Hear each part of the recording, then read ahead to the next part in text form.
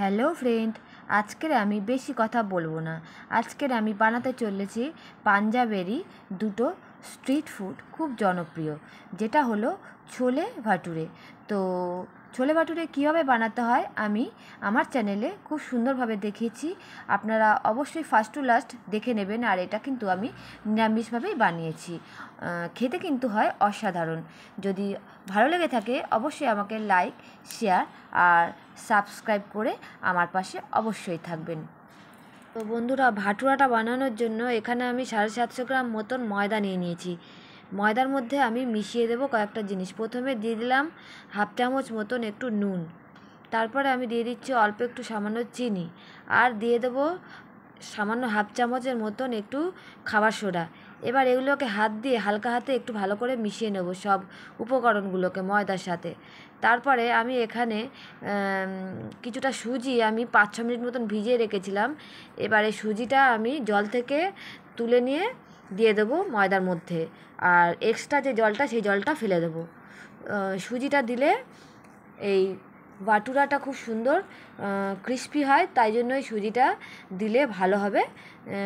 আর এবার সুজিটা দেওয়ার পরে আমি একটু ভালো করে মিশিয়ে নিচ্ছি সব ময়দার সাথে। সুজিটা দেওয়ার পরে আমি এর মধ্যে দিয়ে দেবো টক দই। টক দইটা আমি এখানে আমার ঘরে ছিল অল্পই, তো সেই দইয়ের মধ্যে আমি বেশ কিছুটা জল মিশিয়ে নিয়ে, তো এবার আমি সেই পুরো দইটা আমি ময়দার মধ্যে দিয়ে দিলাম। এবার দইটা ভালো করে ময়দার সাথে মিশিয়ে নিতে হবে। আপনারা যদি চান তো এইখানে আপনারা দই আরও অনেকটাই বেশি ব্যবহার করতে পারেন। তো আমার ঘরে ছিল অল্প, তাই আমি অল্পই দিয়েছি। আর এবার আমি অল্প অল্প জল মিশিয়ে ভালো করে একটা সফট ডো তৈরি করে নেব। এটা কিন্তু একদম শক্ত ডো তৈরি করলে হবে না, নরম এবং মিডিয়ামের মধ্যে রাখতে হবে। তো সেইভাবে আমাদের সুন্দরভাবে একটা ডো তৈরি করতে হবে। তো হাত দিয়ে আমরা ভালো করে মেখে নিচ্ছি। আর এই জলটা কিন্তু আমি উষ্ণ গরম জল ব্যবহার করেছি, তাহলে কিন্তু আমাদের বাটুরাটা কিন্তু খুব সুন্দর সফট আর ক্রিস্পি হবে। তো দেখুন আমাদের মাখাটা হয়ে গেছে সুন্দরভাবে। এবার আমি এটা 10 মিনিট মতন একটু ঢাকা দিয়ে রেখে দিলাম।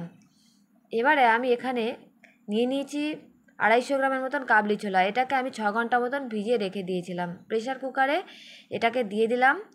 দিয়ে এবারে আমি এই কাবলি ছোলার মধ্যে দিয়ে দিচ্ছি পরিমাণ মতন জল। জলটা আপনারা যতটা ছোলা নেবেন ঠিক ততটা পরিমাণেই আপনারা জলটা দেবেন। আর দিয়ে দেবেন এখানে হাফ চামচ মতন একটু খাবার সোডা আর সেম পরিমাণে নুন। তো এই দুটো জিনিস দিলে কী হবে, ছোলাটা খুব সুন্দরভাবে নরম হবে।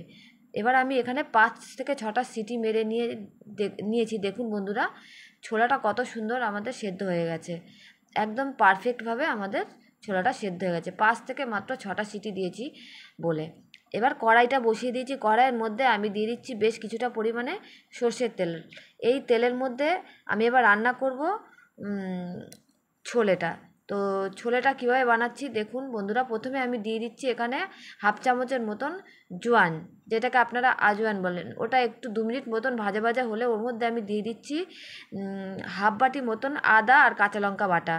তো একটু জল মিশিয়ে তবে আমি দিয়ে দিলাম, কারণ শুকনো হলে পরে লেগে যেতে পারে তলায়, তাই একটু জল মিশিয়ে আমি মিশ্রণটাকে দিয়েছি। এবার মোটামুটি 5 মিনিট মতন কাঁচা ভাবটা দূর করে নিতে হবে ভেজে। ভালো করে 5-6 মিনিট মতন আমাদেরকে ভেজে নিতে হবে। যেহেতু এটা কাঁচা মশলা তাই একটু সময় নিয়েই ভাজতে হবে। আর শুকনো মশলা হলে কী হয়, তাড়াতাড়ি ভাজাটা হয়ে যায়। তো এবার আমি দিয়ে দিচ্ছি এখানে 2টো মিডিয়াম সাইজের টমেটো বাটা।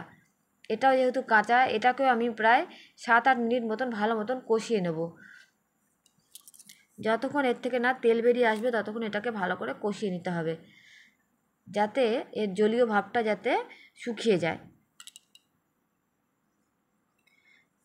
তো দেখুন বন্ধুরা, তেলটা উঠে এসছে। এবার আমি এর মধ্যে দিয়ে দিচ্ছি নুনটা দিয়ে এবার আমি এর মধ্যে দিয়ে দিচ্ছি, হাত দিয়ে একটু ডলে নিচ্ছি কাসুরি মেথি।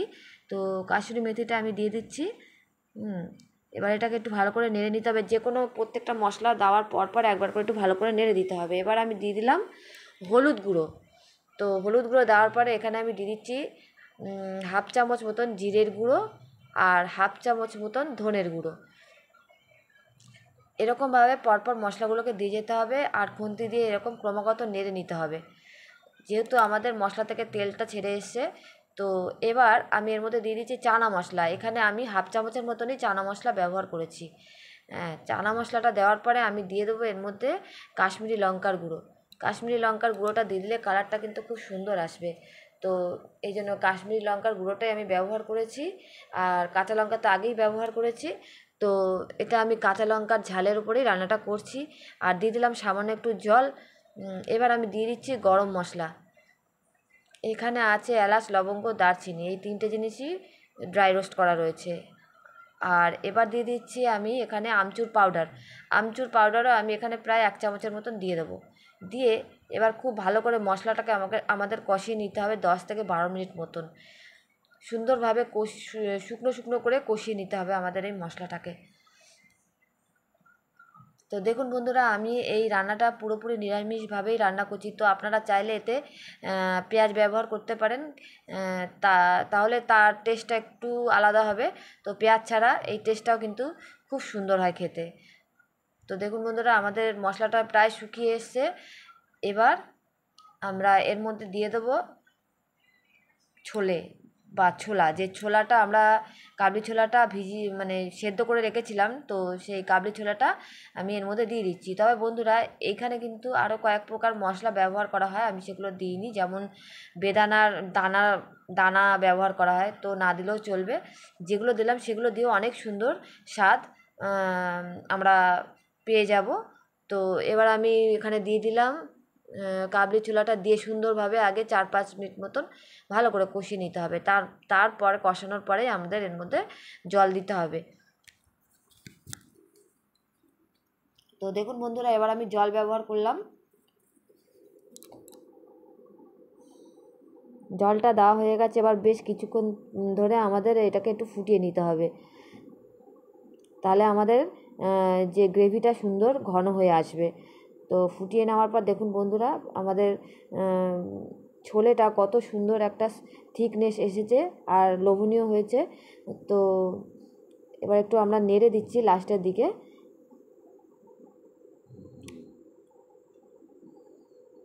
এর মধ্যে এবার আমি দিয়ে দিচ্ছি ধনেপাতা কুচি। তো বন্ধুরা, আমি কিন্তু এখানে 1 চামচের মতন চিনিও ব্যবহার করেছি। আপনারা চাইলে এটা দিতেও পারেন, না চাইলে নাও দিতে পারেন। তো ধনেপাতাটা দিয়ে দিলাম ওপর থেকে ছড়িয়ে, আর দিয়ে দিচ্ছি চেরা কাঁচা লঙ্কা সবার লাস্টে। তো আমাদের ছোলে অলরেডি কমপ্লিট হয়ে গেছে। এবার আপনাদের আমি দেখাতে চলেছি ভাটুরাটা কীভাবে বানাতে হবে। তো ভাটুরার যে আমি ডোটা তৈরি করে রেখেছিলাম, সেটা আমরা কিছুক্ষণ ঢাকা দিয়ে রেখেছিলাম। এবার তারপরে আমি এটার থেকে ছোট ছোট লেচি কেটে ভাটুরাটা একটা ভাটুরা তৈরি করে নেব। যেমন ধরুন আপনারা যেরকম মনে করেন সাইজ রাখবেন, সেইভাবে সাইজ দিয়ে আপনারা ভাটুরাটা বানাতে পারেন। কেউ ছোট, কেউ বড়, এইভাবেই বানায়। তো আমি এখানে বেশি একটা বড় করে বানাবো না, মিডিয়াম সাইজ করে ভাটুরাটা বানাবো।